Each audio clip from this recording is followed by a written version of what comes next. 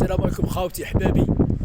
باغي ننصحكم البرد البرد البرد، كما قال سيدنا عمر بن الخطاب رضي الله عنه: البرد عدو لكم فاحذروا منه. البرد عدو.